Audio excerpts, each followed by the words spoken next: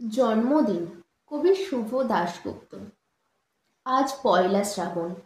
খোকন, আজ তোর জন্মদিন। তুই যখন জন্মেছিলি আমরা তখন যাদবপুরের নতুন গড়ে ওঠা কলোনির টালির ঘরে।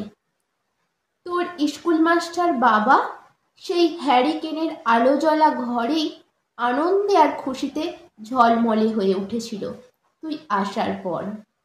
তোর নাম রেখেছিল সুকল্যাণ। মানুষটার মনটা ছিল শিশুর মতো। অভাবে অনটনে বেঁচে থাকার নানা দুর্বিপাকেও ভেঙে পড়তেন না কখনো। সকলের ভালো চাইতেন মন থেকে। বলতেন, দেখো, এই দেশের মানুষ ঠিকই খুঁজে পাবে মুক্তির পথ। শোষণ থেকে মুক্তি, দারিদ্র থেকে মুক্তি, অশিক্ষা থেকে মুক্তি। আজ পয়লা শ্রাবণ। খোকন, আজ তোর জন্মদিন। ছোটবেলায় তোর মনে আছে আমাদের ভাঙা মেঝেতে বাকস থেকে বার করা মেজমাসির হাতে তৈরি আসনটা পেতে দিতাম, সামনে রাখতাম ঠাকুরের আসনের প্রদীপখানা। তুই বসতিস বাবু হয়ে চুপটি করে। তোকে আমরা একে একে ধান দুব্য মাথায় দিয়ে আশীর্বাদ করতাম। বাবা বলতেন, বড় হও, মানুষ হও। তোর বাবার সেই বন্ধু ঘোষ কাকা, তিনি বলতেন, বেঁচে বলতে থাকো। তুই জিজ্ঞেস করতিস, মা, বলতে থাকা মানে কি? আমি শুধু তোর মাথায় ধান দুব্বই দিতাম, বলতাম না কিছুই। শুধু মনে মনে বলতাম, ঠাকুর, খোকনকে মস্ত বড় মানুষ করে তোলো। আমার খোকন যেন সত্যিই মানুষ হয়, ওর যেন কখনো কোনো বিপদ না হয়। কষ্টের পয়সায় একটু বাড়তি দুধ নিতাম, পায়েস রান্না করে দিতাম তোকে। তুই খুব ভালোবাসতিস পায়েস খেতে। তোর বাবা বাস স্ট্যান্ডের দোকান থেকে নিয়ে আসতেন তোর প্রিয় মিষ্টি ছানার গজা। সামান্য স্কুল মাস্টারিতে কি বাই হতো, ঘরে বসে ছাত্র পড়িয়ে আসতো কিছু। দাও দাও অভাবের আগুনে সেই রসদ পুড়তে সময় লাগতো না। তোর বাবার জামা সেলাই করতাম আর বারবার বলতাম, আসছে মাসে একটা জামা বানিয়ে নিও। উনি হেসে বলে উঠতেন, বাদ দাও তো, খোকন বড় হচ্ছে, ওর জন্য ভাবছি দুধ রাখতে হবে আরও আধসের। দুধে শক্তি বাড়ে, বুদ্ধি বাড়ে। শক্তি আর বুদ্ধি না হলে তোমার খোকন মস্ত মানুষ হয়ে উঠবে কি করে? ভাবছি আরও দুটো টিউশনি নেব। ছাত্র পড়িয়ে পড়িয়ে মানুষটা দিনের শেষে ক্লান্ত হয়ে যেতেন। বারান্দার ধার ঘেঁষে যখন রাতের অন্ধকারে জোনাকির ব্যস্ততা আর ঘরে তোর পড়া মুখস্থ করার একটানা সুর আমাদের কলোনির ভাঙাচুরা বাড়িটাকে জীবন্ত করে রাখত, তখন বলতেন আমায়, খাওয়া দাওয়া একটু করো, তোমার চেহারাটা বড় ভেঙে পড়ছে দিন দিন। শাড়িটাও তো দেখছি বেশ ছিঁড়েছে, কালই আমি ফেরার পথে একটা শাড়ি নিয়ে আসবো, ধারেই আনবো। আমি বলতাম, ধুর, সামনে খোকনের উঁচু ক্লাস, কত বইপত্তর কিনতে হবে, কত খরচ। উনি দীর্ঘশ্বাস ফেলে চুপ করে যেতেন। জোনাকির নিঃশব্দে অদৃশ্য আলোর আলপনা আঁকত উঠোনের অগোছালো ঝোপে।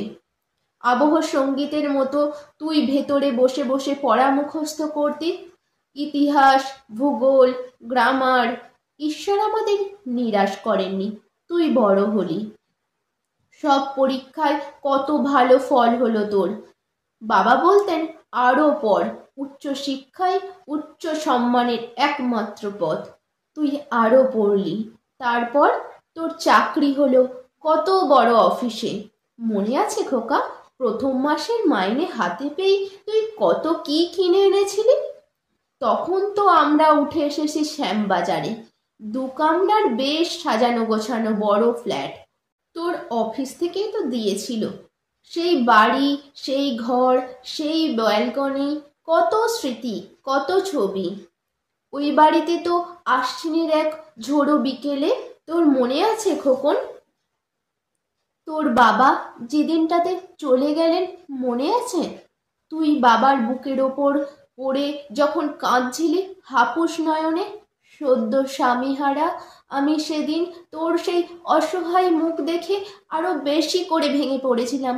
তোকে বুকে টেনে নিয়েছিলাম ছোটবেলার মতো, বলেছিলাম কাঁদিস না খোকা, আমি তো আছি। আজ পয়লা শ্রাবণ, কলকাতা থেকে অনেক দূরে মফস্বলের এই বৃদ্ধাশ্রমে আমি একেবারে একা খোকন। তোকে বড় দেখতে ইচ্ছে করছে রে, তোকে, বৌমাকে আর ছোট্ট বিল্টুকে।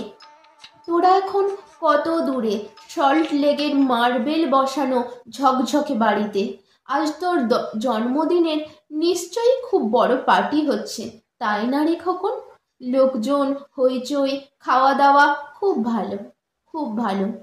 খোকন, আজ পয়লা শ্রাবণ, আজ বড় মনে পড়ছে যাদবপুরের ভাঙা ঘরে রাত্রে তুই আমার পাশে শুয়ে মাঝে মধ্যে হঠাৎ খুব ভয় পেয়ে জড়িয়ে ধরতিস আমাকে। আমি বলতাম ভয় কি রে, আমি তো আছি, মা তো আছে খোকনের। যার মা থাকে তাকে কি ভূতে ধরে? তুই নিশ্চিন্ত হয়ে ঘুমিয়ে পড়তিস আমার বুক জুড়ে। তোর আধুনিক সংসারে এই বুড়িটার একটু ঠাঁই হলো না রে? প্রতিমাও তো মা, ওরও তো আছে। আমার খোকনেরই মতো কোল আলো করা এক চাঁদের টুকরো। কিন্তু সময়ের কি আশ্চর্য পরিবর্তন। খোকন, তুই বোধহয় আর এখন পায়েস খাস না, তাই না রে? তুই জানিস না খোকন, আজ আমি সকালে পায়েস রান্না করেছি। হ্যাঁ, তোরই পাঠানো টাকায়। সারাদিন সেই পায়েসের বাটির সামনে নিয়ে বসে আছি রে, এখানে এই বৃদ্ধাশ্রমে, আমার একলা ঘরে, আর কেউ নেই। তুই একবার আসবি খোকন, একবার, শুধু একবার।